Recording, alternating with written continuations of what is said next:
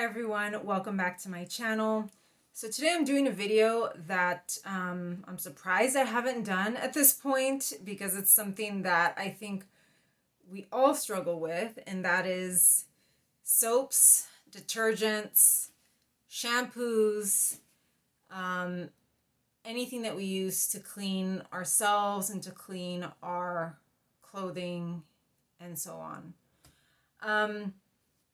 I don't know why I haven't done this video because this is literally something that is like a big deal in the chronic illness community, particularly those of us that have sensitivities. There's even a condition called multiple chemical sensitivity disorder. Um, there's also mast cell disease. I always forget the name of that. And these issues are incredibly, incredibly limiting. Sometimes with the foods that you eat, but a lot of times with things that you use to wash yourself, wash your clothes, and all of that. I've actually struggled with this since I was a kid. So even long before my chronic illness issues really happened, or at least before I think they happened. I've always had very sensitive skin. I've had issues with eczema, contact dermatitis, and I noticed from a very young age, detergent, and that kind of thing, that was always a huge trigger for me. When it comes to detergent and washing clothes, I think the number one rule of thumb is do not overload your washer. I think that was probably the biggest issue when I was a kid. My mom would do my laundry, or she would do the family's laundry, and just really load the washer up. So I think that's one thing that I learned. I do my own laundry, love doing laundry. I know a lot of people don't, but I have sort of like mastered the art of doing laundry. And so I'll have some tips when it comes to laundry, natural stuff to use, or things that shouldn't irritate your skin because, your clothes is on your skin all day. So I guess I'll start with that. I use Ecos laundry detergent. It's ECOS. So this is the name of it. This one is the sheets. So I use the liquid laundry detergent that comes in like the jug, the plastic jug. But they just recently came out with this one. These are the sheets. They're like squares. I guess I can show them to you here. They're like little sheets in there. And you take them out, you throw them in, and they dissolve in the water. I just used my first one today. They do seem to wash just fine. I use free and clear. So I don't use any scents on anything. Even if it's essential oil scented or anything like that, I don't use scents on any of my laundry stuff. If I use fabric softener, and I rarely do, I use the Downy, also kind of free. I think it's called free and clear. It doesn't have any dyes or any scents or anything like that. But I really don't use fabric softener. I use it in cases where I have something that is really scratchy, or a pair of jeans or something that are really stiff, and I will use the fabric softener. I'll soak it like overnight. That way I can make it more pliable because I do have issues with like very stiff or very rough clothing. But it's just easier to not buy stiff or rough clothing. So Ecos is the one that I go to. It seems to wash things really well. Obviously, I don't have really heavily soiled stuff, but it does seem to wash pretty good. I do use this bar of soap. It's called Lidio. I think it's Lirio. I'm not sure. It is something that you'll find like at the Mexican market, or wherever they sell like Mexican cleaning supplies. That is very, very harsh on your skin. It's excellent at spot treating. It's excellent with blood. It's really, really good when you need to spot treat something, but wear gloves. It is terrible for your skin. I do wear gloves when I wash dishes. I use regular Dawn dish soap, but I use gloves. I don't let it touch my skin because it's really, really drying on the skin.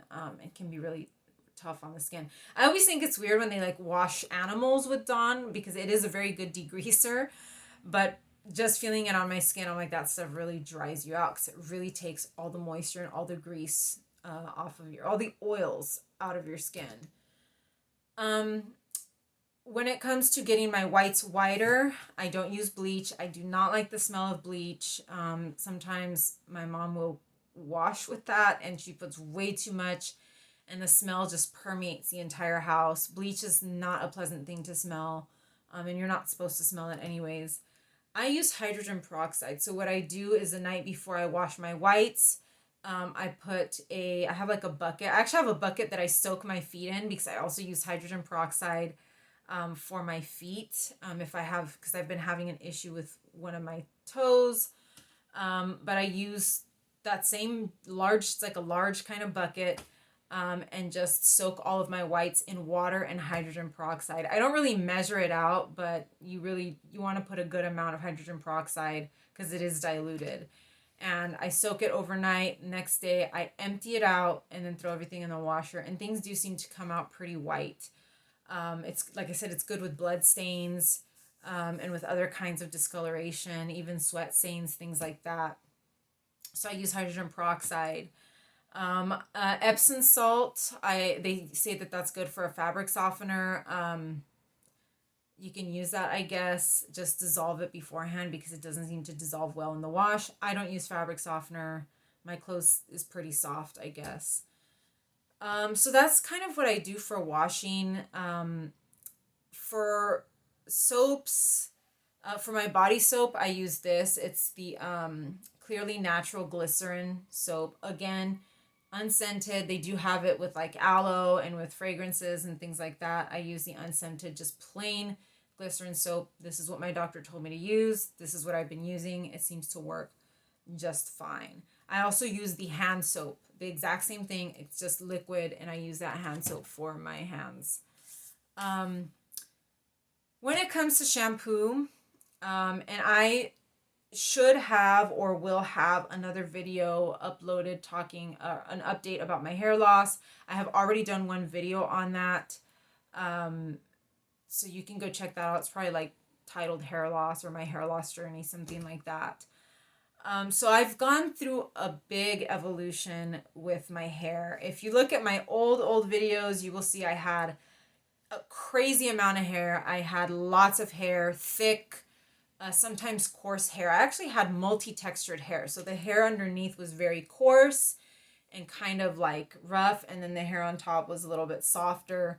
It's wavy if I just leave it to dry on its own, but it was very, very thick. And so I've always been prone to dandruff. Dandruff, I think, has different types of sources. One of them is candida, so a fungal overgrowth in your scalp. Sometimes it's just dryness.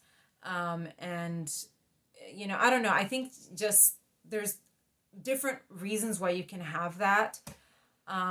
So I always needed a dandruff shampoo. I have tried, there's this one brand, I forget what it's called, but a dermatologist recommended it to me. It's horrible.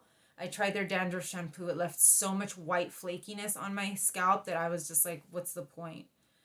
This is my go-to dandruff shampoo, and it does have a lot of ingredients that, I'm typically sensitive to, like if I use it on my skin or on my lips, but for whatever reason, it works for my scalp, and that is the Jason anti-dandruff 2-in-1 shampoo and conditioner. Now I use the 2-in-1 because the shampoo has tea tree oil, and I do tend to be sensitive to tea tree oil.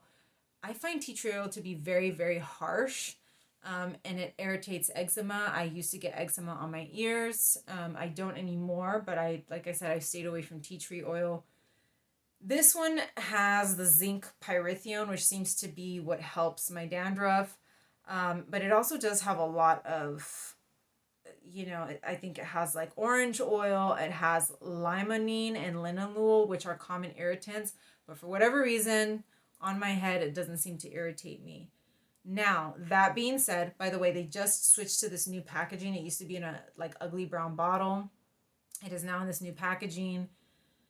The only problem is that now with my hair thinning again, it's falling out again, I do get a lot of buildup from this. So I have to use this in conjunction with another shampoo that is more clarifying. Jason does have it's a huge, like giant bottle. It's probably like a 64-ounce bottle. It's called Jason, like, sensitive fragrance-free shampoo. And I don't have it. I didn't bring it up here because it's a huge bottle. But I've been using that and don't seem to have any problems with it. As far as irritation with my ears, because I have to be careful with my ears as well as my scalp. And so I've been using that. It works well. Is it super clarifying? Is it super clarifying? Sorry, my throat is getting dry.